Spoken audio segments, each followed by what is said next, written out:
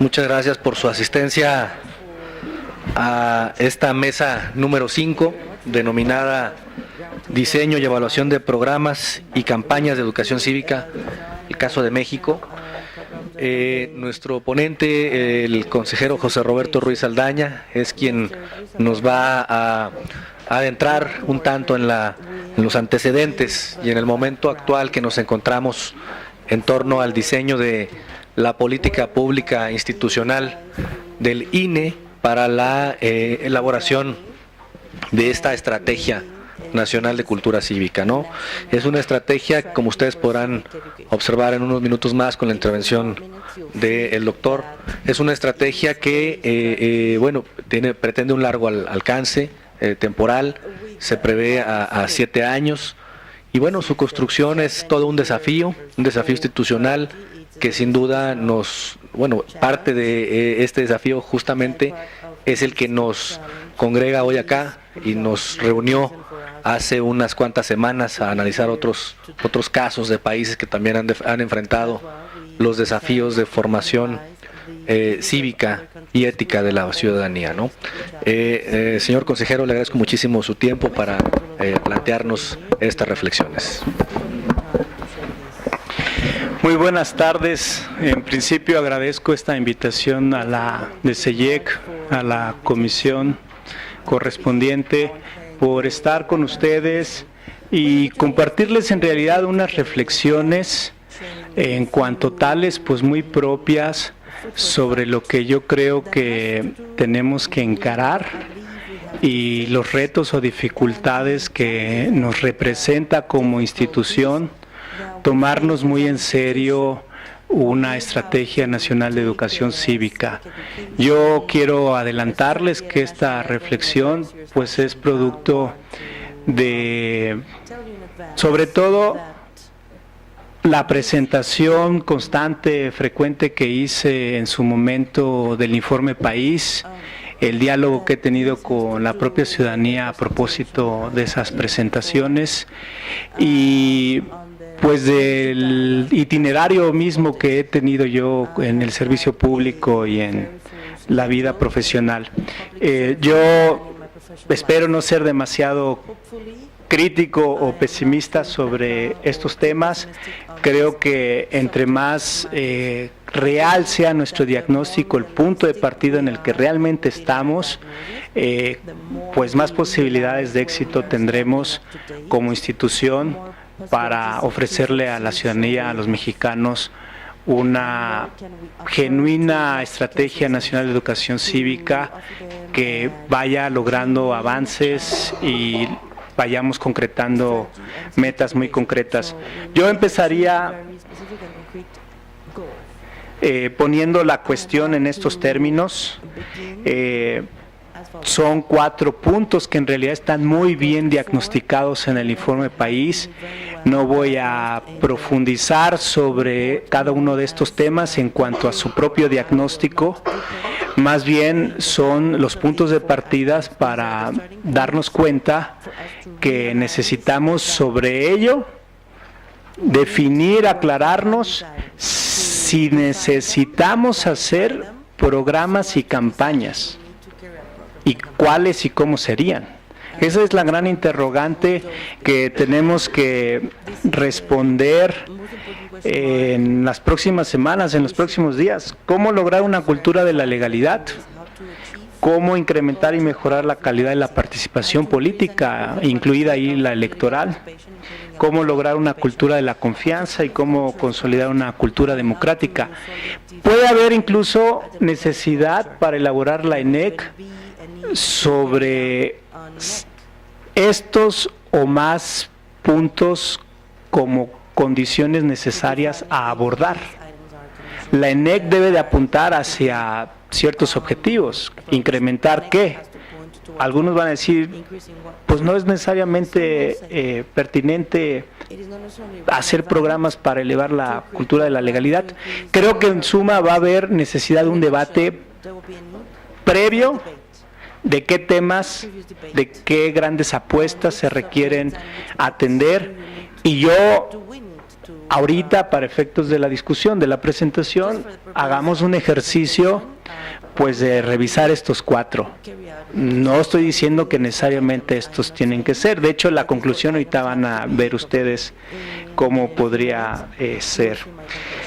Si abordáramos estos 4 temas, empiezan las dificultades.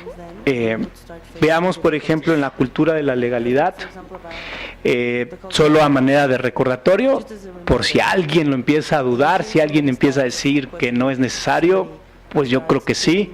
Ahí está esta gráfica del informe País, la 1.4, sobre cuánto se cree que se respetan las leyes en el país.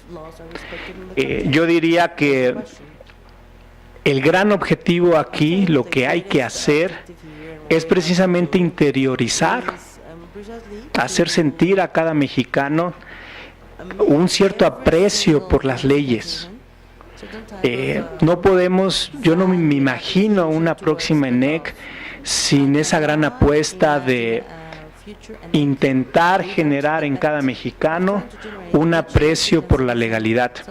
Y yo diría, de todos los niveles, ese aprecio a las leyes, desde el reglamento más mínimo de tránsito hasta nuestra propia Constitución, los tratados internacionales. Finalmente son las reglas con las que vivimos y no puede haber cultura democrática, cultura cívica, si no tenemos ese aprecio por las reglas del juego en todos los ámbitos de nuestras vidas. ¿Qué consistiría, o más bien cómo tendría que hacerse esto? Este incremento del aprecio a las leyes. Pues aquí empieza la parte propositiva que tengo. Yo creo que la institución, o sea el INE, con todas las instituciones aliadas, tienen que hacer un trabajo constante de recordatorio, de recordarle a los mexicanos en todo el transcurso del día, las más ocasiones que se puedan, el mayor número de ocasiones que se puedan, ese aprecio o la necesidad de estar respetando las leyes. Y yo creo y propongo, y la experiencia algo me indica al respecto, que tenemos que optar más por los métodos de no enseñanza tradicional que por la enseñanza tradicional. Es decir, creo que para generar una cultura de la legalidad debemos acudir mucho a métodos lúdicos y no apostarle a que vía el sistema educativo nacional, con contenidos muy formales, puestos en libros de texto, donde incluso tengan que ser evaluados los niños, vamos a estar logrando ese propósito de crear una cultura de la legalidad. No digo que no sea necesario, pero lo que digo es que no debe ser la gran apuesta en el país. Concédanme lo siguiente, seamos conscientes de lo siguiente. Un adulto ya no se va a regresar en el tiempo para que empiece a adquirir por la vía formal, institucional del sistema educativo, pues esta cultura de la legalidad. Ya lo que nos queda es incorporarlo en términos pues más informales en la vida cotidiana. Yo pienso que en todo momento debería de estarse presentando oportunidades para recordarle al ciudadano: respeta las reglas, respeta las reglas del juego, respeta los reglamentos, respeta las leyes. Y en todo lugar, parece obvio, creo que incluso está puesto en términos muy sencillos. ¿Cuándo estar haciendo estos ejercicios de recordatorios y de reivindicación de la legalidad? Pues siempre. ¿Dónde? Pues en todos lados.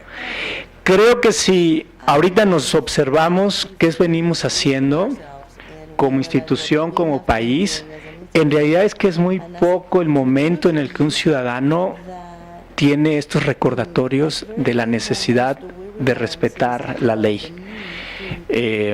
Yo concibo una ENEC que involucre a muchos actores, a muchas instituciones, para que se sumaran en este ejercicio de recordatorios a los ciudadanos de las formas más disímbolas, si queremos verlo así. Por ejemplo, estas estrategias que en algunos lados se han seguido con antihéroes, con mimos, con obras de teatros para niños, jóvenes y adultos, crear pues museos interactivos de la legalidad, o con concursos de muy distintos temas, desfiles, etcétera. Por ejemplo, aquí en México hay intentos de estas acciones para recordarle al ciudadano ciertas reglas. Lo que estoy yo sosteniendo es que no deben de ser intentos aislados, intentos de ciertos sectores que ya han adquirido madurez al respecto y que sí sirven, pero servirían si los 365 días del año, en muchas esquinas de la ciudad, de todas las ciudades del país, quizás exageré con 365 días del año, pero que no sea un solo antihéroe, sino que hubiera muchos, y para muchos temas, obviamente. No estoy hablando solo de temas de tránsito. Eso es como el pretexto para hablarles ahorita de la necesidad de crear una cultura de la legalidad a partir de el recordatorio constante al ciudadano de cumplir las leyes. Si no desplegamos ejércitos de mensajeros de este tipo, de activistas, de personas que estén haciendo esta función de recordar, no lo vamos a hacer. No vamos a trascender con una nueva estrategia, es lo que yo creo. Por mucho que tengamos CAEs cada 3 años sensibilizando en términos de participación a muchos mexicanos, pues es insuficiente. Por mucho que tengamos spots, siempre seguirán siendo insuficientes. No haría una lista de todo lo que viene siendo insuficiente. Lo que quiero decir es que necesitamos intensificar considerablemente este tipo de acciones y, por supuesto, articularlas. Presento el caso para mí muy ejemplificativo de lo que hizo Moco Santanas en Bogotá, en Colombia, ya hace bastantes años. He platicado con colombianos, con personas de Bogotá, y sí reconocen que en esos años que gobernó Moco Santanas pudo generar cultura cívica, cultura democrática en este terreno del respeto a las reglas, por lo menos de tránsito, en una gran medida, y para ello involucró a todo ciudadano. ¿Qué mejor forma de lograr incidir masivamente que involucrar a todos los ciudadanos? El juego que ellos hacían allá es que quien realizara un comportamiento indebido, quien por ejemplo no respetara los pasos peatonales, pues le sacaban una tarjeta roja, que en realidad ahí en la foto tendría que ir al revés, es el símbolo que conocemos de desaprobación. Cuando alguien hacía algo correcto, pues le sacaban una igual pero blanca, de aprobación. Y ese sentido de ir corrigiéndose entre adultos es lo que a la larga pudo ir generando cambios de conciencia. Aquí pongo esta imagen de un automovilista que seguramente otro se la aventó, se le cruzó, no fue uno por uno, y pues él está sacando la tarjeta de desaprobación. ¿Qué dificultades podría haber si se intentaran estas estrategias masivas de recordatorio al ciudadano de respetar las reglas del juego? Pues ante todo, la gran dificultad que ahorita comentaba con el maestro Heicher al inicio de esta charla, pues cómo hacer confluir a distintas instituciones para estrategias o más bien programas de este tipo. O sea, tenemos que coordinarnos. No podría alguna institución sacar este esquema de tarjetas y con distintos colores. O sea, tendríamos que ir muchas instituciones para empezar creyendo en que esto nos podría servir, y en segundo lugar pues coincidiendo en los términos en que se hiciera. Si no, pues va a ser muy confuso el mensaje para el ciudadano de qué en realidad se está queriendo transmitir como aprendizaje colectivo en materia de ciudadanía. Reconozco que habría que afinar la conceptualización. En varios lados se ha intentado hacer estos ejercicios de que la ciudadanía controle al ciudadano, pero tendríamos que, por supuesto, pensar en términos de México. Aquí yo les presentaba un caso de Colombia. No todas las experiencias foráneas nos sirven o nos pueden servir. Tendríamos que terminar de pensarlo para el caso mexicano. Por supuesto, destinar recursos. Hay dificultades para ello. No necesariamente todas las instituciones tienen dinero pensado para empatar programas con otras instituciones. Tener una institución rectora. Aquí yo quisiera hacer un énfasis. Yo creo que sí es importante que la próxima ENEC sea acotada en sus pretensiones, que sea muy consistente en sus conceptos y que vayamos por objetivos muy específicos. Pero creo que no debemos desistir en la agenda, y creo que para eso ya se requieren reformas legales o constitucionales, en que debe haber una institución rectora que diseñe y que evalúe los efectos de los programas en nuestro país. El INE puede ser, pero no necesariamente. Ojalá sí, pero también ojalá no. ¿Por qué? Porque nos pasamos organizando procesos y apenas salimos de una y entramos a otra. No nos daría tiempo, hay que ser realistas. Como institución, nuestra estructura en los estados está agotada, está algo cansada de estar saliendo a cada rato a organizar elecciones. Entonces, creo que ahí está un debate pendiente. Creo que sí se necesita un responsable, una autoridad que le exija a otra autoridad si va retrasada en las metas, si va retrasada en estar promoviendo estos contenidos, si está sumada a cierto programa y no está dando los resultados. Tiene que haber una autoridad, un mecanismo de advertencia y de alarma para que deje de estar atrasada en sus objetivos.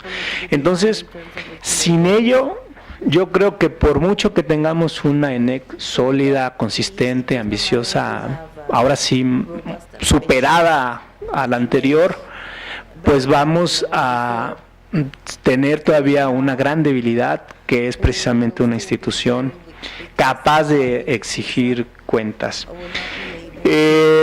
Otro gran tema, se decía al inicio, la participación política. Ahí están esos datos, no los voy a repetir. Creo que el diagnóstico no está a discusión, no creo que sea tanto materia de discutir. Si es cierto, no esto que se nos presenta. Lo cierto es que hay, según esta gráfica, baja participación política y precariedad en la participación política. Es decir, el tipo de política que hacemos los mexicanos es de poca incidencia en nuestra realidad social. Hablar mucho de política, enviar mensajes en redes, pues son grados de politización menores, no es tanto como participar en manifestaciones o protestas o haber incluso tenido que bloquear, aunque sea simbólicamente, oficinas o manifestarse en plazas públicas. Entonces, ¿qué es lo que yo creo que tendríamos que hacer? Sin duda, pues también interiorizar el aprecio hacia lo público, y aquí está un tema que empieza a complejizarse, que es también interiorizar en los mexicanos una vocación por controlar el poder. Ahorita explicaré más al respecto. Como yo creo aquí, y es una tesis fuerte que traigo, que no puede haber programas ni campañas tan directamente destinadas para incrementar la participación política de los mexicanos. Yo lo que creo es que en todo caso lo que se puede hacer es abonar en precondiciones para la participación política, y aquí yo pongo algunos ejemplos de esas precondiciones para la participación política, los puntos que pongo hasta abajo. Por ejemplo, dando financiamiento a organizaciones de la sociedad civil. El INE lo hace, está ahí, por ejemplo, la convocatoria para proyectos para mujeres. Yo parto de una visión o concepción del poder que ninguna institución, ningún poder en nuestro país va a destinar esfuerzos, recursos para autocontrolarse. Quizás es una visión muy realista, pero en la próxima ENEC yo creo que este debate subyace. ¿Realmente vamos a poder incorporar a todas las instituciones del Estado mexicano a una estrategia noble de empoderar al ciudadano? Yo creo que no. Esa discusión ya un cuanto tanto se tuvo hace algunos meses en la Comisión de Capacitación Electoral y Educación Cívica, y lo que yo sostengo es apostémosle a los ciudadanos que ya han adquirido un grado de madurez sobre la reivindicación de derechos. Trabajemos más con ellos, impulsémoslos.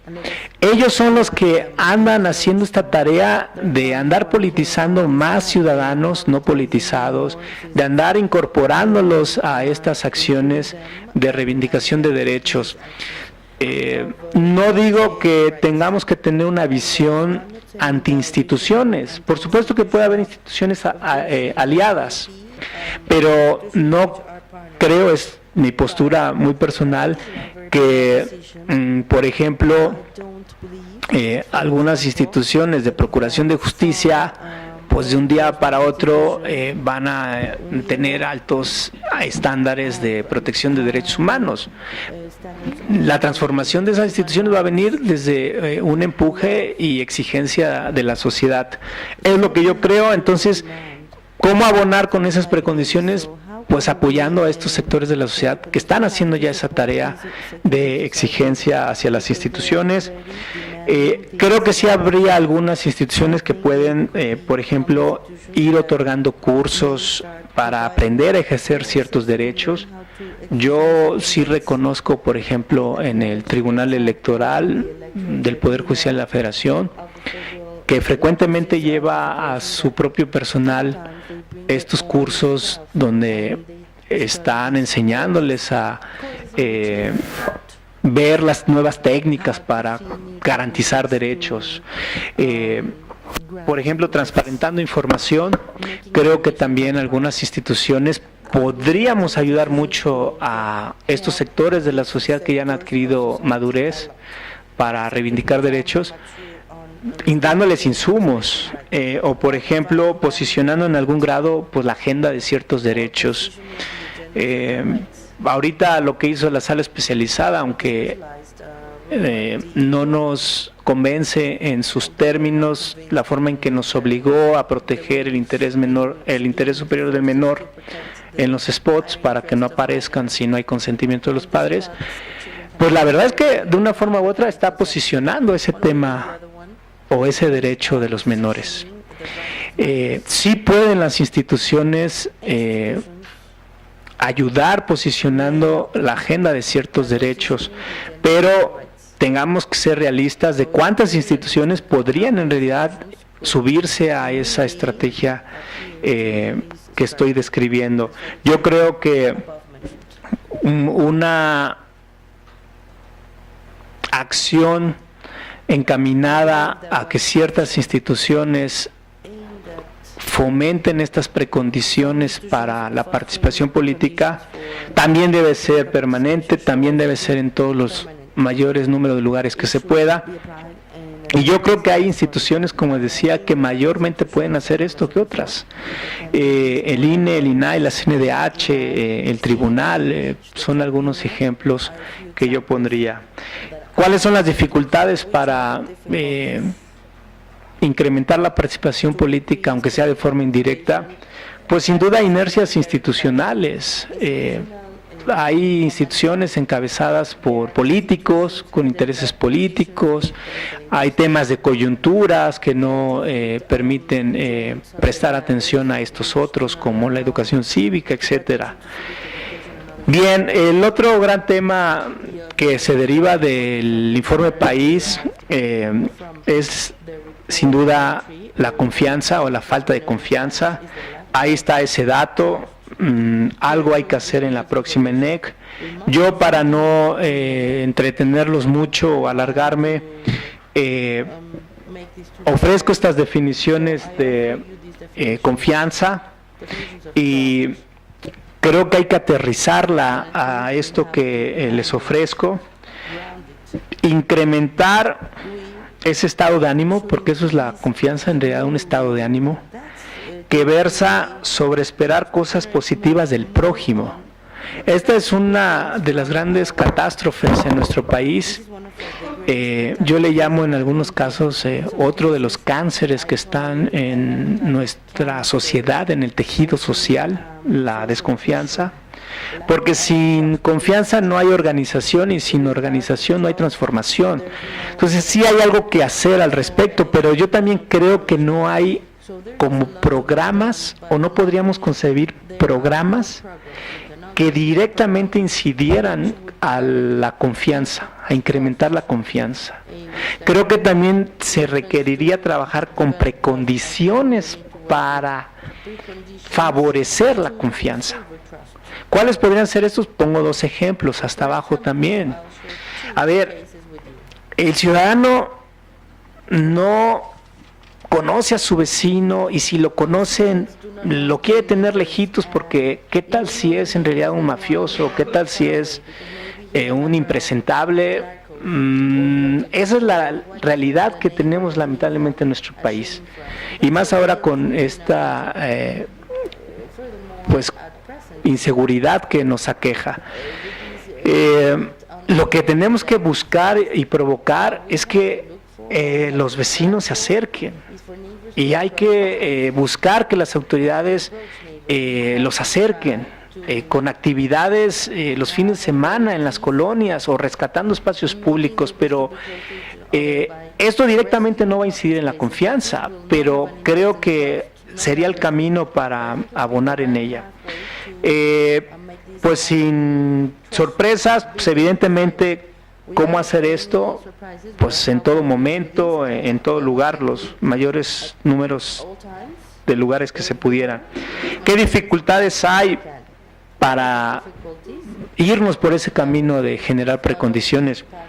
Pues sin duda en un entorno de inseguridad adverso. El ciudadano en muchos lados del país no quiere salir porque hay inseguridad, o a las 7 de la noche, pues ni pensarlo en ciertas zonas del país. Hay que ser realistas. Entonces es un entorno desfavorable, hay que reconocerlo.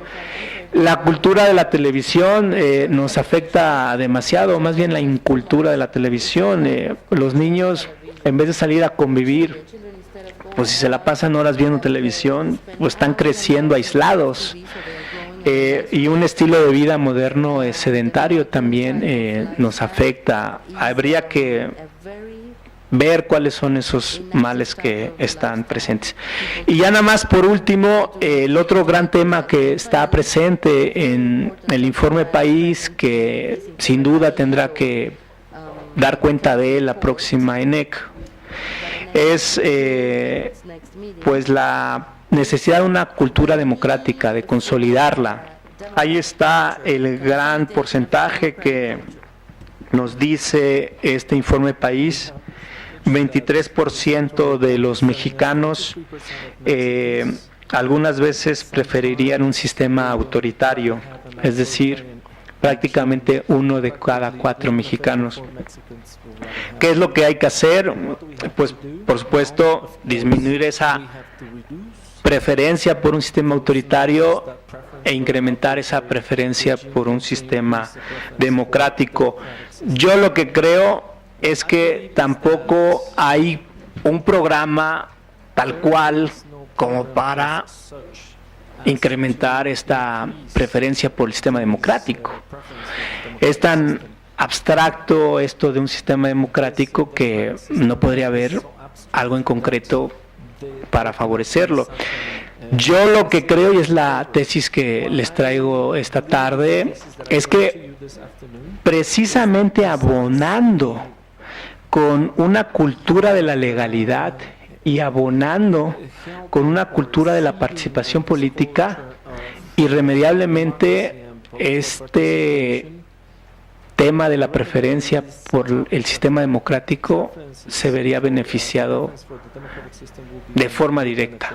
O sea, necesitamos trabajar con otras precondiciones que por sí misma requieren precondiciones para lograr un aprecio por el sistema democrático. ¿Qué significa esto en realidad? Que la forma en que el ciudadano mexicano va a ir tomándole más aprecio a la democracia es en la medida en que seamos una cultura de aprecio al Estado de Derecho y seamos una cultura de aprecio por los derechos. Lucha por los derechos, lucha por los derechos, por el derecho y por los derechos es lo que a la larga nos puede llevar a un aprecio por la democracia. Aquí hay obviamente muchos temas de fondo, no los abordaría porque pues está latente esta idea que en realidad la democracia se desdobla en los distintos tipos de derechos que hay. Entonces, concluiría con lo siguiente. Hay por supuesto también aquí dificultades para incrementar el aprecio por la democracia y sin duda pues el mayor o la mayor dificultad está en que los gobernantes en la vía de los hechos sigan sin representar los intereses de los ciudadanos, de aquellos a los que representan o por los que fueron elegidos. Mientras esté esa realidad, no va a haber posibilidad a su vez de incrementar en el ciudadano promedio ese aprecio por la democracia. Ciertamente hay una tensión interna entre abonar por esta cultura de los derechos y del derecho y en la vía de la realidad pues un sistema político que no le da los resultados a los ciudadanos como estos esperaran. Pero a la larga yo creo que precisamente este contexto de exigencia del derecho, de la legalidad y de los derechos haría que precisamente los gobernantes se acercaran a ese deber ser, se acortara pues esa separación que existe hoy por hoy entre clase gobernante y gobernados. En suma, yo creo, como ustedes podrán derivar de todo lo expuesto, que necesitamos concentrar nuestros programas y campañas realmente al gran tema de la cultura de la legalidad y trabajar con otras instituciones para generar precondiciones de la participación política, de la confianza y del aprecio a la democracia. Pero la gran necesidad y la gran clave, creo yo, es focalizar fuerzas, focalizar alianzas de cara a convertirnos en una sociedad de la cultura de la legalidad. En suma, creo que no tenemos que ser tan ambiciosos en la próxima Estrategia Nacional de Educación Cívica en cuanto a programas, en cuanto a acciones, sino realmente encontrar la gran prioridad nacional. Yo creo que debe ser esa, y por supuesto pues estaría encantado de escucharles y tener una oportunidad de intercambiar impresiones. Muchas gracias.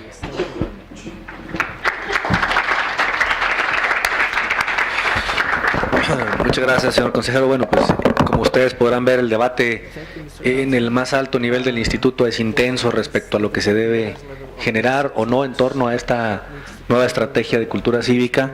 Sin duda, lo que nos refleja la participación del consejero es cuál es el nivel de prioridad que tiene para este instituto este tema, y sin duda es la primera, ¿no? Bien, está abierta la participación. Si alguien quisiera hacer alguna pregunta.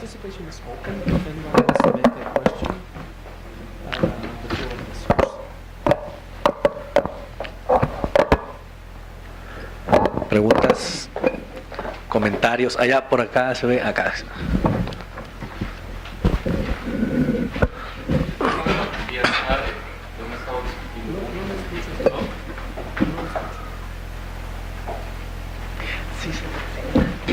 Que se presente. ¿Te presentas, por favor? Francisco Morales, Arena de Cívica. El tema de la confianza.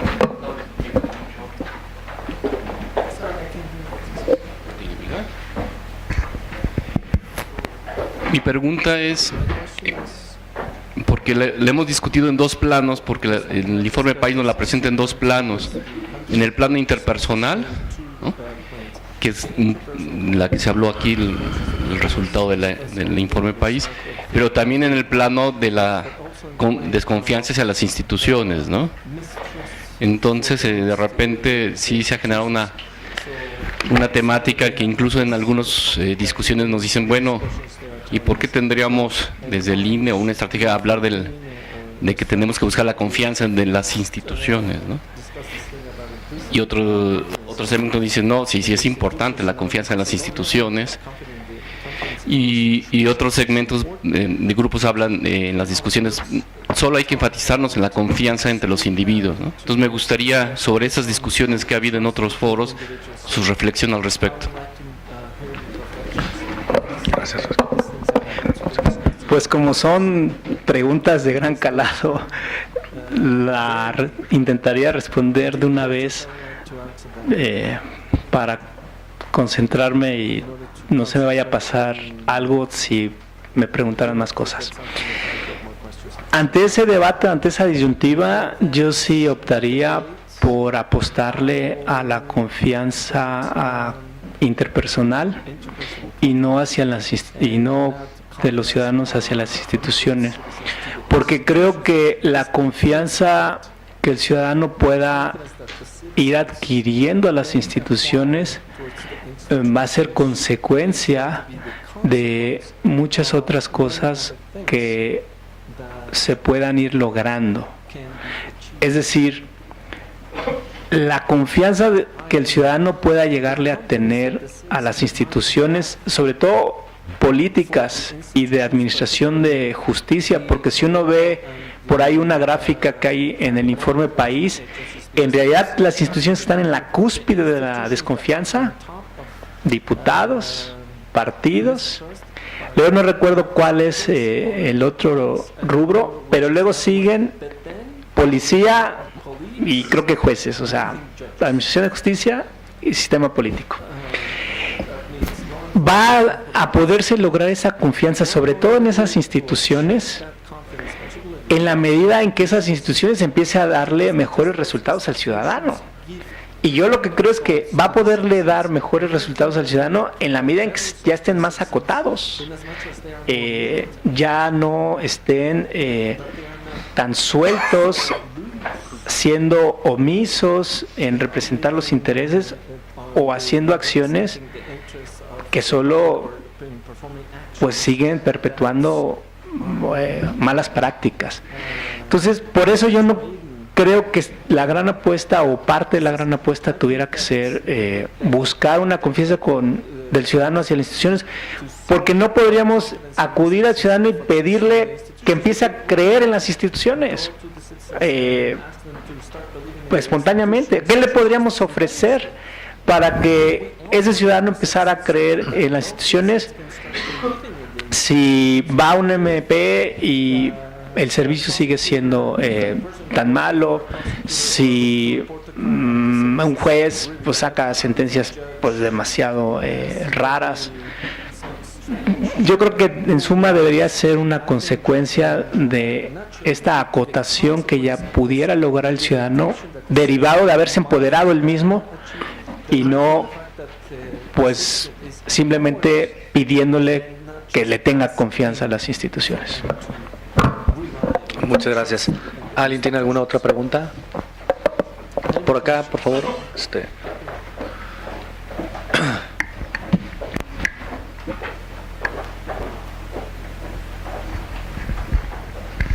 Bueno, yo nada más de su exposición, la parte del aprendizaje, como decía, yo creo que sí debe ser lúdico, que es esto. Acabo de preguntarle ahorita al maestro Chuan que cuál sería la edad ideal para comenzar a crear ciudadanía, y la respuesta fue desde que el niño nace. Desde que el niño nace, la convivencia con los padres es cuando comenzamos a tener y a conformarnos una serie de valores. En ese tenor, creo que lo que comentaba usted de la gente mayor que tal vez no puede inmiscuirse en este tema cívico, de educación cívica, yo creo que tiene que ser una tenaza de la gente que está en este momento frustrada por muchos aspectos con los niños. Tratar de cerrar esa tenaza con esa semilla de los niños. Y la otra cuestión que quería comentar es también conforme a lo que usted planteó en su presentación, es sobre el informe país que dice que 4 de cada 3 prefieren un sistema autoritario. Yo creo, no desconozco la muestra en ese sentido y en ese reactivo, pero yo lo que leo ahí, más que una forma de alarma en la forma de ver tal vez la pregunta, de que estamos pensando en un sistema dictatorial, yo lo que creo que es al revés. Lo que quiere la gente es un Estado fuerte, donde el Estado de Derecho se aplique y donde no exista impunidad. Es todo. Adelante, señor consejero. Bueno, sobre este último punto, sí habría que preguntarle a los investigadores que formularon el informe país, más concretamente qué significa esta gráfica que estamos viendo. Creo que sí fueron por la vertiente de preferir un Estado autoritario, no necesariamente una dictadura, pero sí el ciudadano preferiría, según esta gráfica, un gobierno que limitara derechos con tal de que incrementara efectividad en algunos otros temas. Yo creo que es un dilema falso. No necesitamos disminuir nuestros derechos, al contrario, elevar e incrementar nuestros derechos, nuestro acervo de derechos, a la vez que vamos siendo eficaces en resolver grandes problemas nacionales.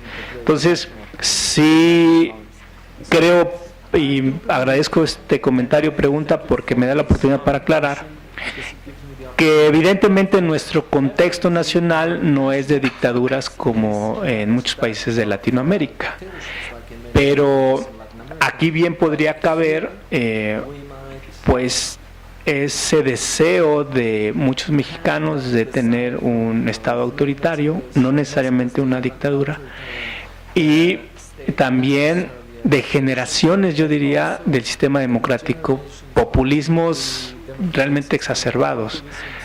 Cualquier sistema no democrático creo que podría caber en ese pues 50 y tantos % que suma entre la indiferencia a la democracia, y que es 18%, y el deseo de un sistema autoritario, que es 23%. Gracias. Muchas gracias. Creo que por ahí había otra pregunta. Hola, consejero.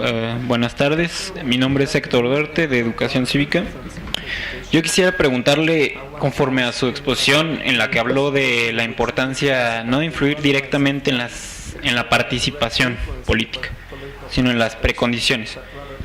¿Cuáles serían las precondiciones? Quizás el reto en México no es aumentar la participación electoral, ya que nuestros niveles son incluso comparables a los de democracias consolidadas, pero quizás sí es un voto más consciente, más razonado por parte de los ciudadanos. Y pues, la prueba es que los niveles de compra de voto en México son más elevados que en otros países de América Latina, ¿no? Incluso que podrían estar en una situación económica similar a la nuestra.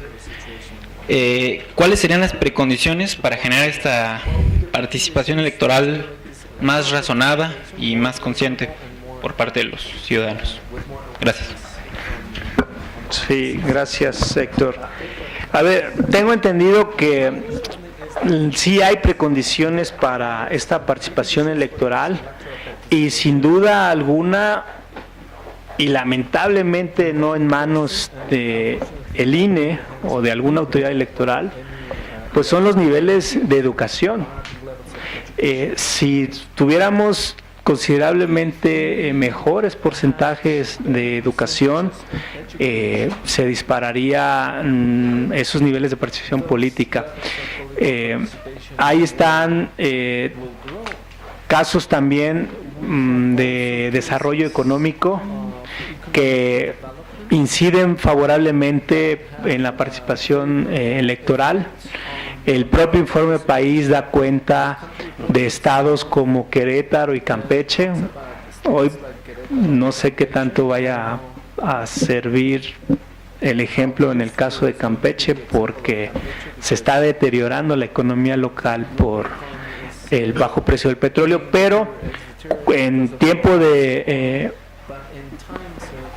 precio alto del petróleo y mucha actividad económica en esa entidad, Querétaro pues ni se diga por las industrias que ha desarrollado, como la de aviación, pues ha logrado o han logrado más bien esas entidades federativas incrementar o tener buenos niveles de participación electoral. Entonces, sin duda, dos buenos elementos o precondiciones para la participación electoral es la educación y el desarrollo económico, pero lamentablemente pues no son cosas en las que el INE pueda incidir para lograr los resultados que quisiéramos.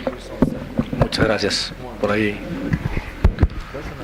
Buenas tardes, Víctor Morales de la DCYEC. Consejero, ahí le soy sincero, una parte que me preocupa del término de cultura de la legalidad. Por lo siguiente, creo que el término atraer la legalidad como principio de convivencia entre el gobierno y los ciudadanos es un principio que puede argumentar, llamar cualquier tipo de régimen. Incluso es más llamado por los regímenes dictatoriales que incluso por la democracia. Y también el artículo 29 de la Declaración Universal de los Derechos Humanos establece que los seres humanos tienen la obligación de respetar las leyes y las buenas costumbres en sociedades democráticas. Es el único artículo donde la declaración establece una excepción, ¿sí? Estás obligado a esto siempre y cuando sea en un régimen democrático. Es decir, no estamos obligados por derechos humanos a respetar la ley porque los gobiernos representativos deben cumplir uno de los principios, aparte del de igualdad y de la representación, rendición de cuentas. Uno es el principio de legalidad. Y es ahí donde yo creo que a lo mejor pudiéramos ubicar el debate. Porque el principio de la legalidad dice que yo como persona estoy obligado a respetar la ley si formé parte de las decisiones. Entonces, en la medida en que yo tomo parte de las decisiones, estoy obligado a respetarla. Si estoy excluido o no.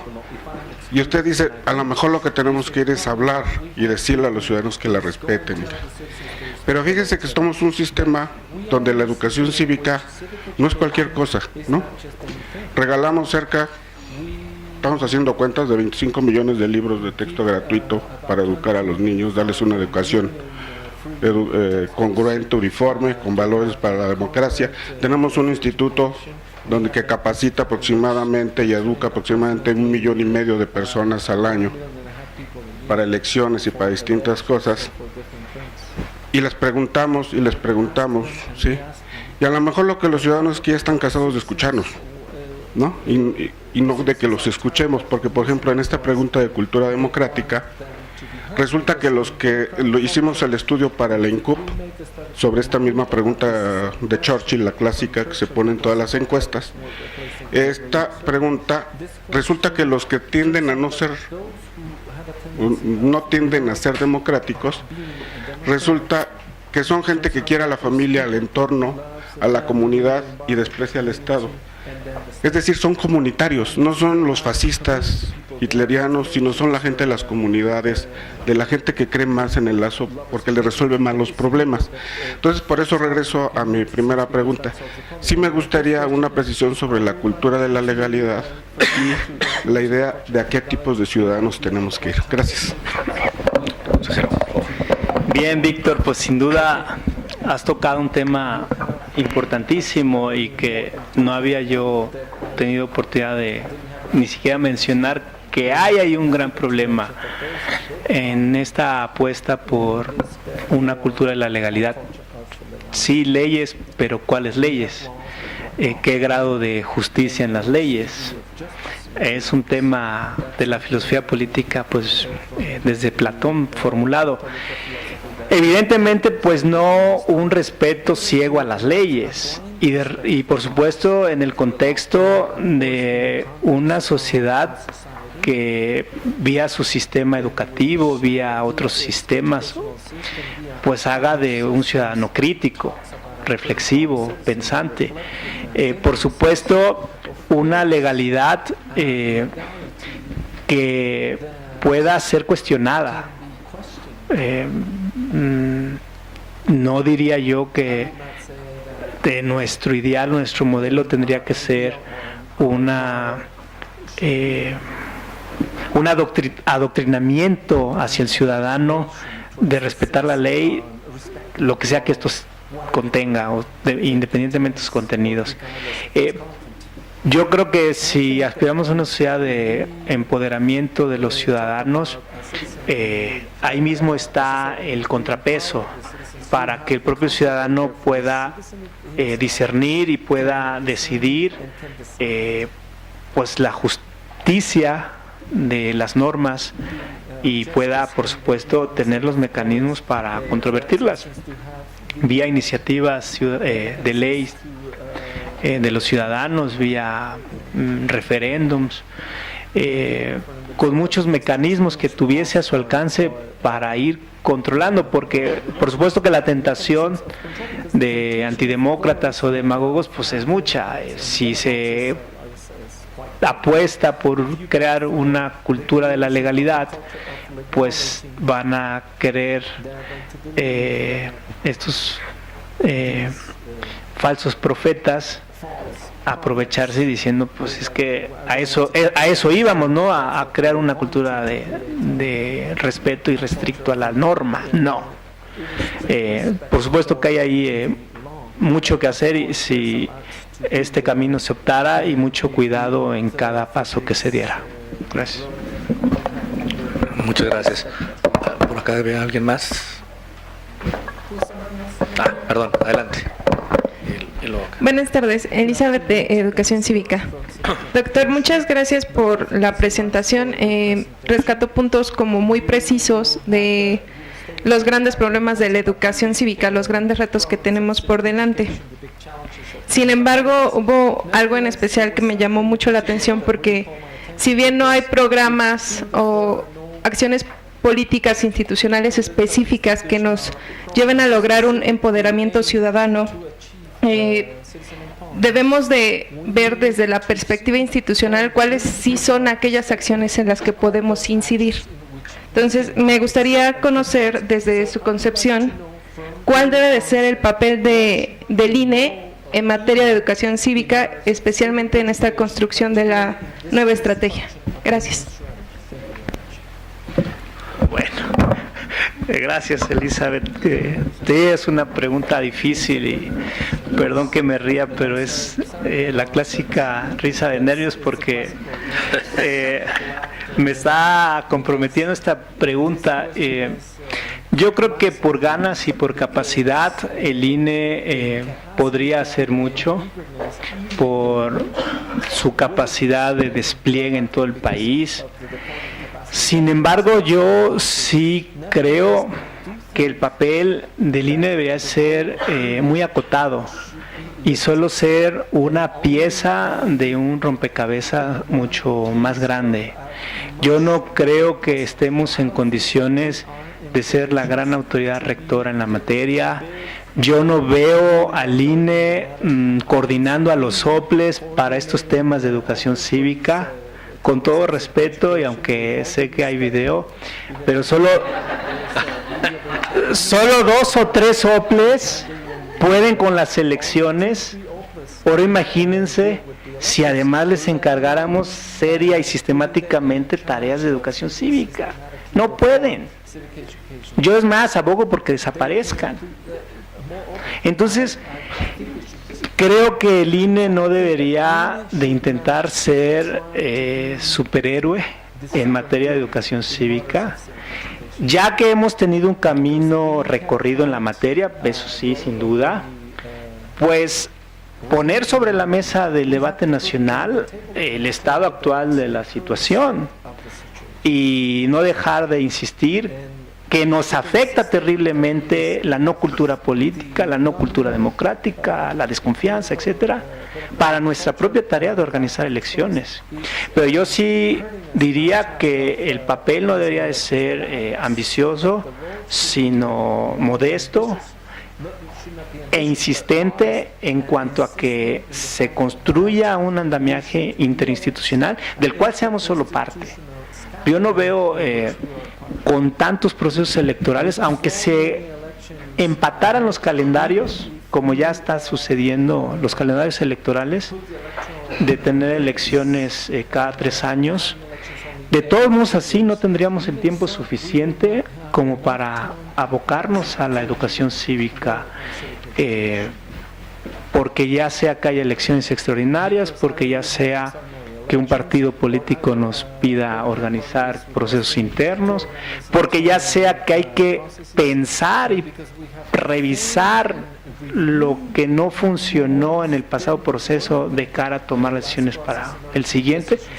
Ahí se nos van los meses de no proceso. Entonces, pues ante esa pregunta yo diría, pues un papel modesto, con voz de autoridad, sí, porque vuelvo al punto, se tiene conocimiento y se tiene experiencia sobre la materia, y eso, ahí hay una área la de CEIEP, pues que sin duda es de las autorizadas en el país, o la más autorizada en el país para hablar de esto, pero no por ello pues hacernos de más compromisos, porque creo que ya no se pueden más. Muchas gracias. Bueno, si me permite, nada más antes de seguir concediendo el uso de la voz, para contextualizar un poco a nuestros asistentes de otros países, comentarles que la autoridad electoral en México es no solamente autoridad electoral propiamente dicha, materialmente hablando, sino que la autoridad electoral también se encarga de fiscalizar los recursos que los partidos políticos ejercen, se encarga de administrar los tiempos de radio y televisión a través de los cuales exponen sus plataformas y sus propuestas, se encarga de la función de llevar a cabo el registro federal de electores, es decir, en México la identificación oficial por excelencia es la credencial de elector que emite esta autoridad, sustituye al DPI o documento de identidad o al ID de otras latitudes. También imparte justicia, materialmente hablando, también desahoga procedimientos en forma de juicio, hace también elecciones, desde luego, y tiene la atribución también de realizar actividades en materia de educación cívica. Por eso es importante contextualizar, porque es una autoridad electoral, me parece, que tiene en su campo de atribuciones un conjunto de tareas que no necesariamente en otros países corresponde a la autoridad electoral, ¿no? Sí, gracias. Rosy.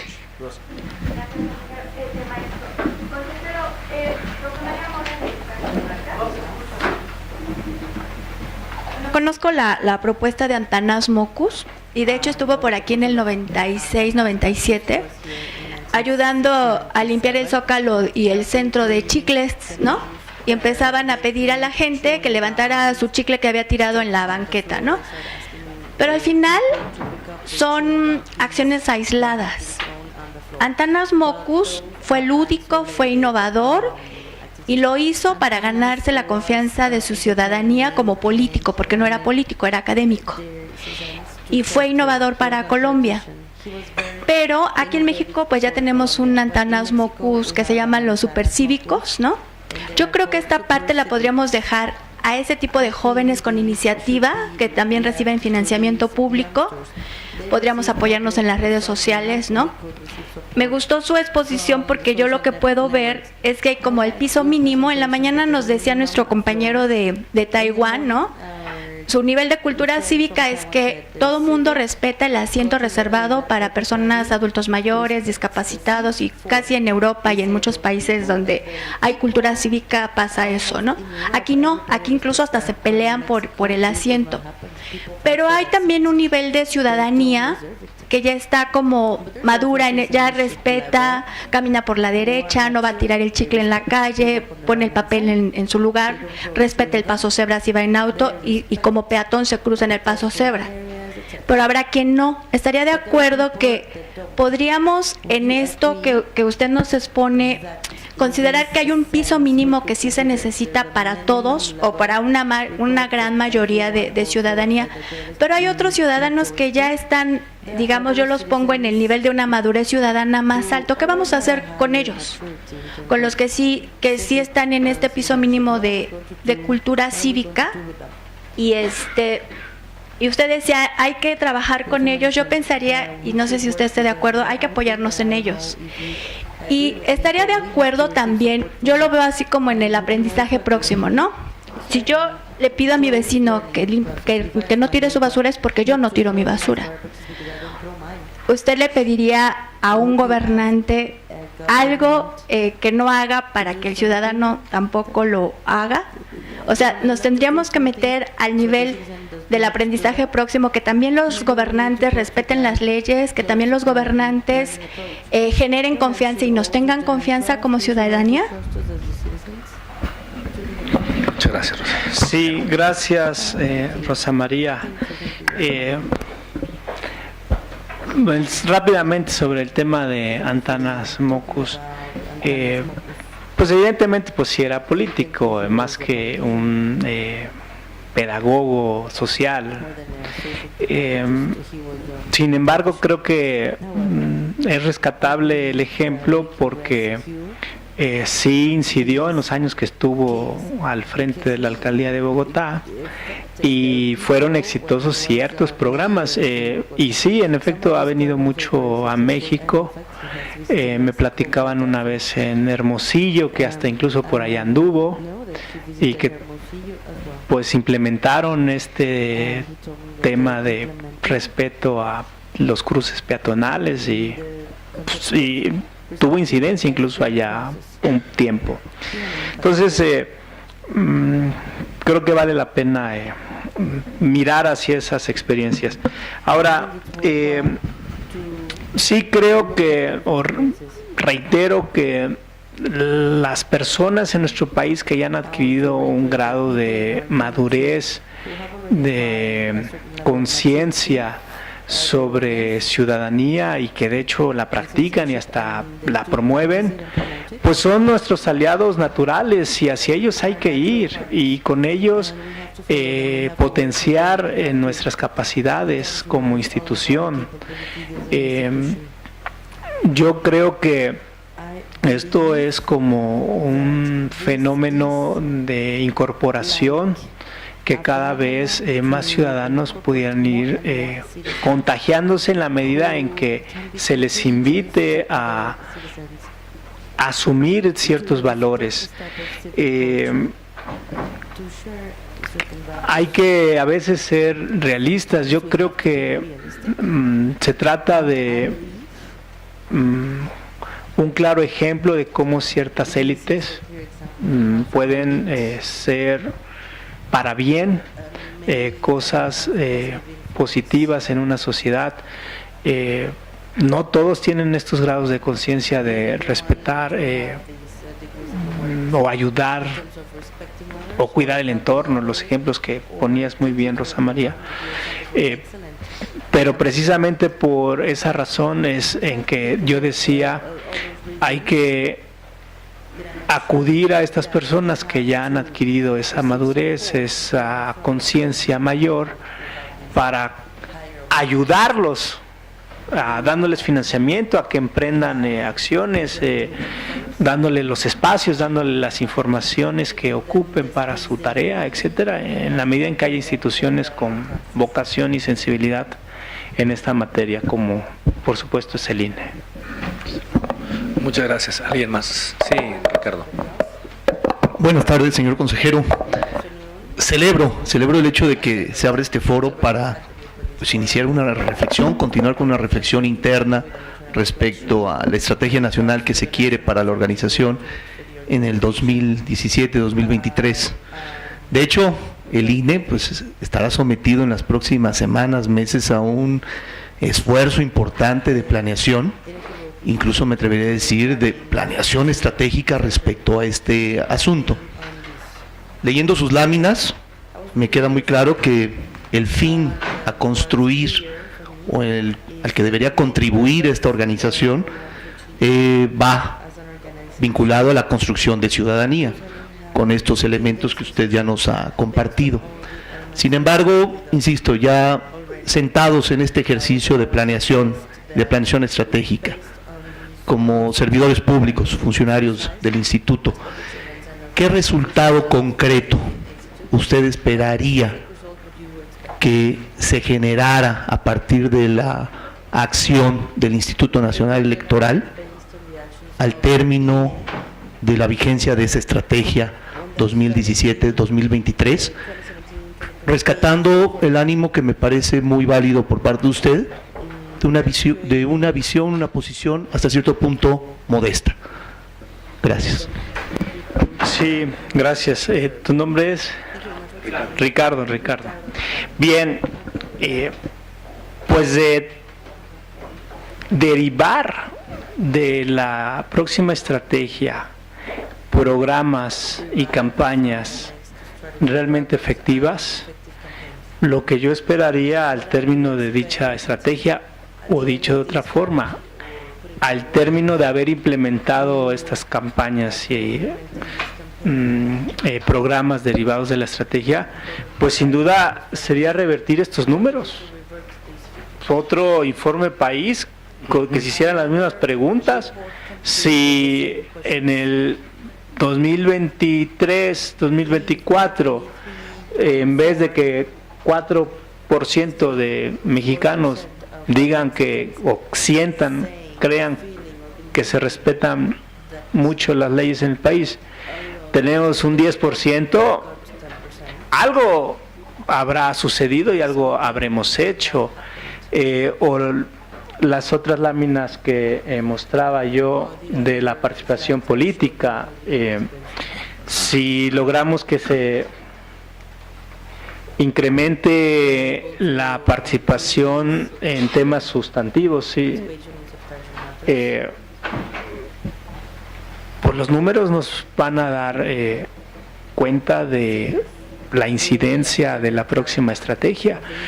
No vería yo otra vía más que volver a medir lo mismo, porque ese es el gran mérito, yo creo, del informe País, que ya nos ponen con datos contundentes en qué punto estamos parados.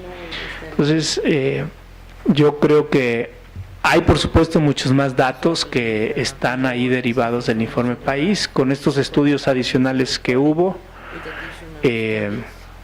Cuánto efectivos se sienten los mexicanos políticamente, ese es un gran dato. Entonces habría, por supuesto, varios rubros cuantificables a los que habría que volver a acudir. Bien, alguien más por ahí, ya, por favor.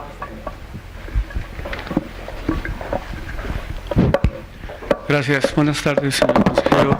Saúl Gutiérrez, de Educación Cívica. Nuestros compañeros de Corea del Sur nos presentaron, grosso modo, su programa de educación cívica, y una de las cosas que a mí me impresionó es que este programa está orientado hacia la participación político-electoral exclusivamente, a formar a los electores y a formar a los líderes políticos en un contexto democrático. Es decir, capacitan al nuevo elector, al futuro elector, a los electores, a los funcionarios electorales y a otros públicos, pero está concentrado su programa en lo electoral. ¿Qué opinión le merece a usted, dado que ha dicho que cree que la nueva estrategia debería ser acotada? ¿Qué opinión le merece una propuesta como la que trabajan los compañeros de Corea del Sur? Gracias. Bien, Saúl, pues por lo acotada yo creo que es muy encomiable. Evidentemente creo que la propia realidad, la propia historia, la propia cultura de Corea del Sur, es la hipótesis que yo tengo, pues los ha llevado a concluir que este es el camino que tenían que emprender, el que mencionabas tú, de una capacitación, una educación cívica enfocada. No dudo que han logrado resultados, y creo que lo que nos correspondería precisamente sería pues intentar valorar, retomar de esta experiencia pues precisamente lo acotada que fue su estrategia de educación cívica. No tenemos grandes recursos y mucho tiempo además como país nosotros como para intentar ser ambiciosos. Si ya algo hemos, creo, aprendido, es que hemos intentado hacer mucho en materia de educación cívica, cuando en realidad creo que no era la cantidad, sino la calidad, enfocados a temas todavía mucho más específicos. Muchas gracias. Alex. Sí. Bueno, sí, nada más comentar y conocer su opinión acerca de también en esta planeación, y pues me parece muy acertado lo que señala el compañero, que se está haciendo un esfuerzo de planeación estratégica que está liderando el maestro Heischer. En esta planeación, y considerando lo que era los temas del milenio y y ahora la Agenda 2030 que se dio en la ONU en septiembre pasado. Yo creo que deberíamos de montarnos un poquito en esa macroestrategia global, que en una de sus partes pues es sobre todo en la del milenio, que era el combate a la corrupción y la impunidad, y a largo plazo en la Agenda 2030 se amplió esta gama de pisos mínimos que se hablaron aquí, donde hablamos también de combate a la pobreza, de derechos humanos, y en suma de maximizar los derechos humanos que son y todo lo que ha regido en los últimos tiempos. Usted lo sabe muy bien, los principios básicos en las constituciones políticas modernas. Pues coincidiría, lo dejaría yo en esos términos. Creo que el tema de combate a la corrupción se subsume a apostarle precisamente a una cultura de la legalidad. La corrupción no es más que la negación de esa cultura de la legalidad, entonces sí es gran parte del camino. Muchas gracias, señor consejero. Bueno, pues con esta intervención estaremos terminando esta parte del diálogo. Me parece que ha sido muy enriquecedor. Si me permiten ustedes, voy a nada más a cerrar con una reflexión. Los trabajos de ayer y de hoy, mañana continuamos en la mañana con la mesa a las 10 de la mañana, ¿no?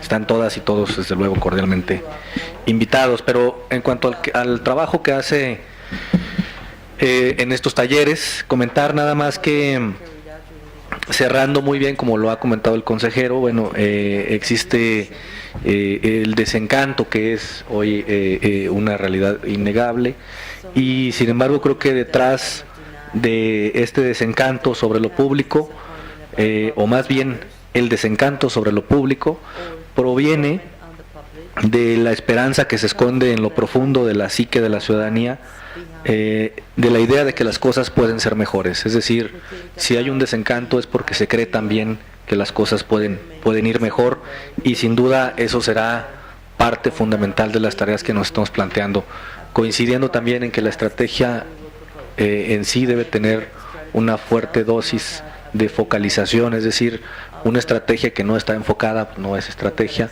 debe estar enfocada en cuanto a sus alcances, pero sí debe ser, me parece, en un buen sentido, como lo ha dicho el consejero, debe ser precisa en aquellos temas que se quiere atender con ella, ¿no?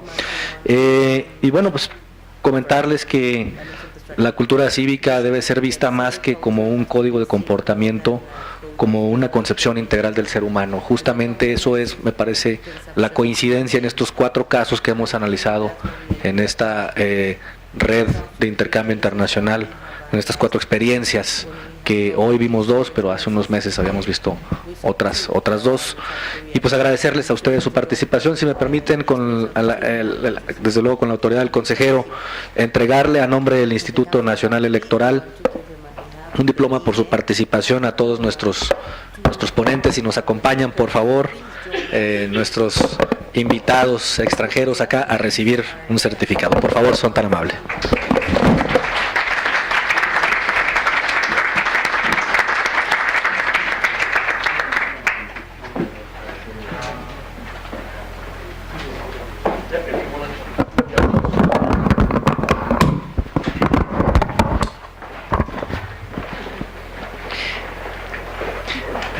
Chun Wenlin.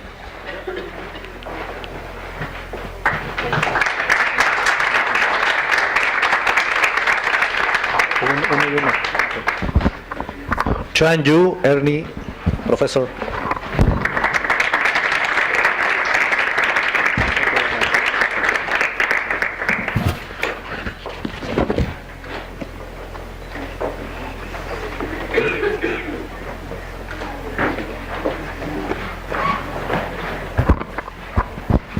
Park Wee Kyun.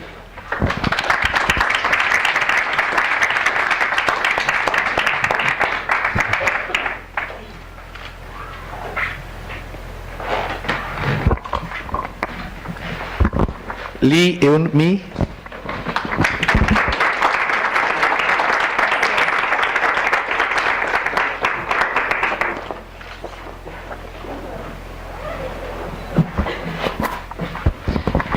Cho-hon.